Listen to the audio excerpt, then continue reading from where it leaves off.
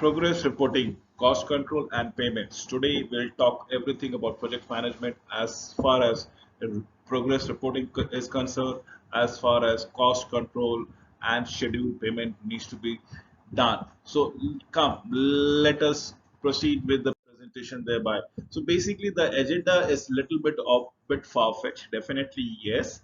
And I would love to make it a little bit of a short and a sweet presentation for your understanding. Still, it should be around 20 odd minutes that we are looking out here as of now. So, analyze relationship between estimate cost and those reported within the cost control system. This is what we are looking forward to. You have to define the relationship between the cost, the degree of risk inherent to the project. Now, please understand that we are not only drawing what is cost and what are the control system, probably draw a vibrant relations also as to why our cost get escalated. If any project gets delayed, why is it that inevitably the cost also gets escalated? Major risk, therefore, which has been associated with construction projects, define individual responsibility for project team members to control the project cost as the case might be, and definitely find out the reasons for implementing the controls of cost. If there are, we can review the methods of developing cost control system or probably develop cost control system in future, analyze the process thereof, and there we uh, convert the estimates into the items as in what we have budgeted for and what is actual, what are the deviances that comes around here. Please make a mental note of it, as that is what we are ascribing in this particular presentation. Yes, so let us proceed with it. From estimate to the construction, the construction estimate, remember, is carefully measured, quantified, and price prediction on the basis of cost is concerned. This is what we are looking forward towards it. Remember, we should never tinker with the scope of the work. The scope of the work has already been clearly stated from what has been presented as far as the construction documents are concerned. Projects will be built during a particular time period, adhering to a particular schedule. The site conditions has to be observed. Remember why site conditions are very important, because certain sites are very expensive, in the sense you need to do a lot of work to develop that site, and certain sites are very lucrative because already a lot of built-in projects have been done that has been very much suitable for the project. So that is why the site conditions are very important. We need to understand the labor crew productivity and the quality of labor that is there, and probably go ahead with the estimates thereby. So the goal of cost control is to ensure that you are building an estimated cost. Remember, this is an estimated cost that needs to be forced in the very first place. So ideally, it should be equal to or less than the estimated amount, which is at least in the most of the cases. The project fees gets increased when costs are less than estimated. That is what we are actually built into it. The goal is to manage cost effectively as in when on basis. So typical mistake. Now let me try to figure out the general mistake that actually occurs while making estimates or while budgeting altogether. First and foremost is the inaccurate calculation of quantity of material. Now when I say inaccurate, the quantity of material can be too high or too low. So either we have taken too much of a buffer, or we have forgot to take a buffer. In fact, we might be below the required things that we stated. So it's an inaccurate calculation. Remember, use of non-qualified responsible materials supplier. Now this is one needs to understand. If you are utilizing substandard product, probably to qualify to attain the scope of the work, you require more of it. As a result, the cost might escalate overall. So that is what is one of the second major mistakes in estimate. Inaccurate prediction of productivity and labor cost. Yes, this is very true. Cost of living changes dynamically. Scope gaps are not identified between subcontractor. Now there is the scope gap. Now what we are trying to tell it to you or identify to you is, at times you leave a lot of things to a final interpretation. And this is a fallacy that should be avoided at the very beginning, at the planning stage itself. Everything should be watertight compartment, and everything should be identified. Use of non-qualified subcontractors, shortage of equipments and personnel, unanticipated time delays that we are looking into it, and misinterpretation of contract clause thereby, as the case I have been telling you time and again. So responsibility for cost control, what are they? Estimator responsible for quality of estimate that comes around it, the project manager responsible for overall projects and primary managers of the project cost thereby.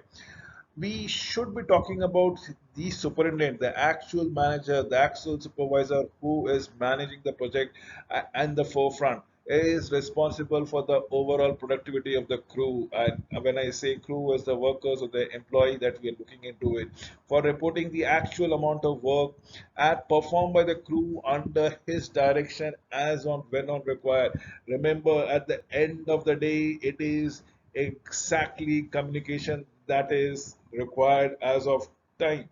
We can only estimate the quality of time that comes around it, that needs to be spread about among the employees, among the crew members, among the staff that is there, and it is the quality of communication which will force the bond.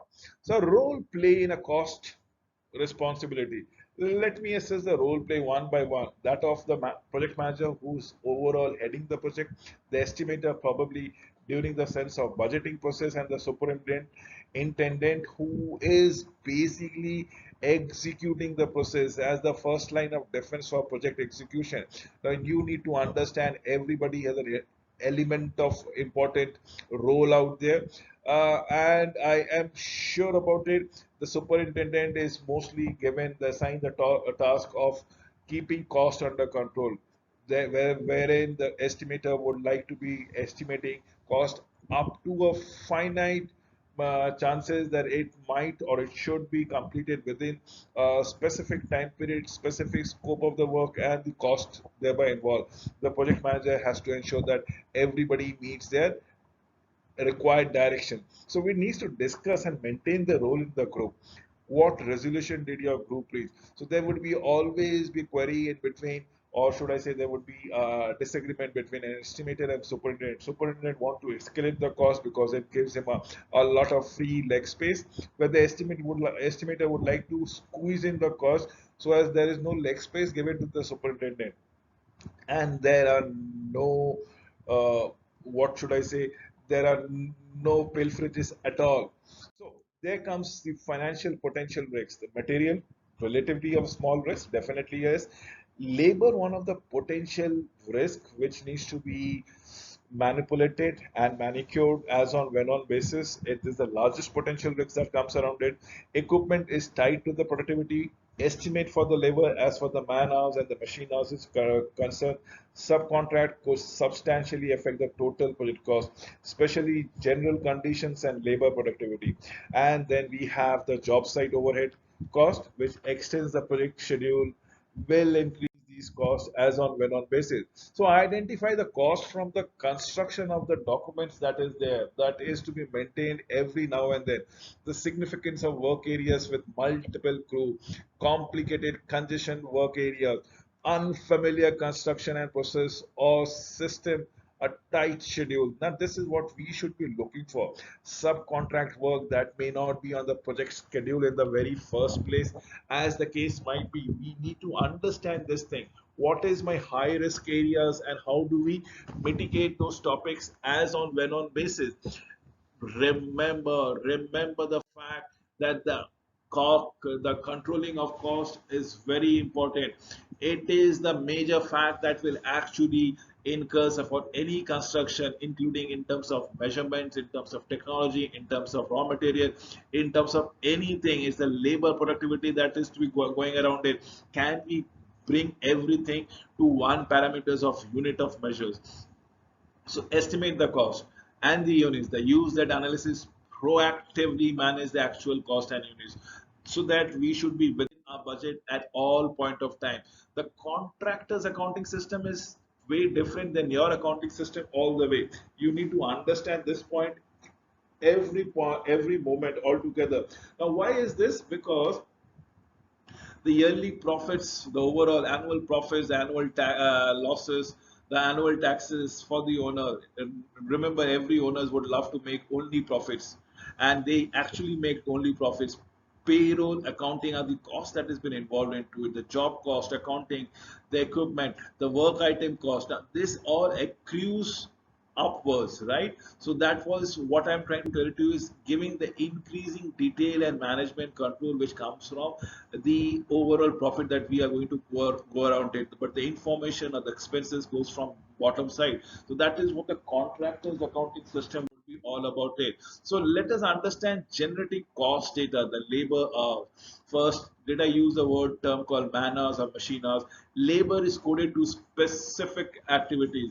Cost codes are maybe organized using master format. Absolutely, yes. And develop for a WBS or work breakdown structures as the case might be.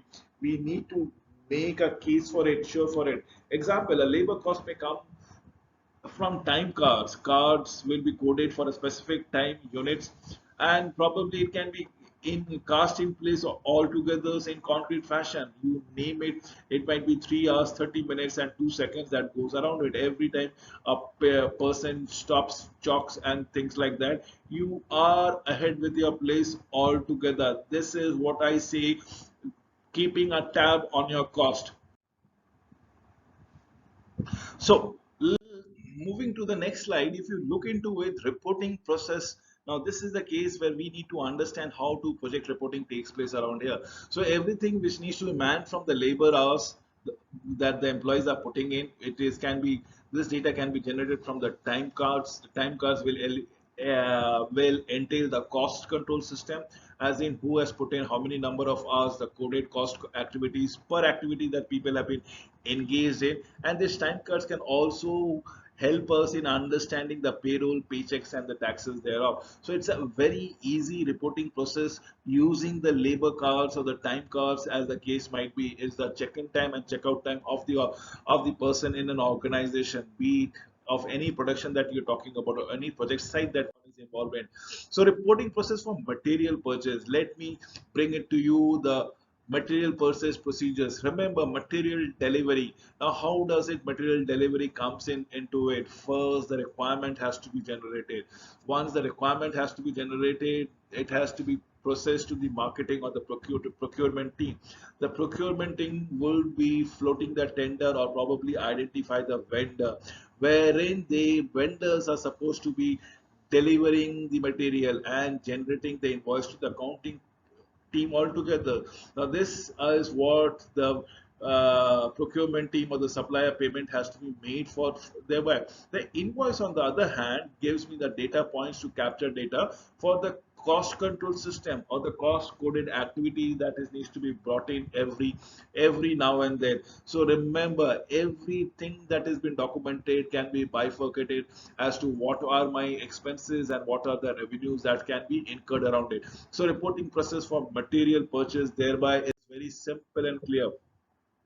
Reporting process for company owned equipment. Let us understand the company owned equipment as equipment owning cost and equipment operating cost. This is what we are looking for every time now and then. Cost control system and the cost coded activity that comes around here. We should be exploring this thing in detail. That is the reporting process of the company owned equipment as coming around it. So equipment cost, owning cost, and equipment operating cost should we come with a buy decision or manufacturer decision.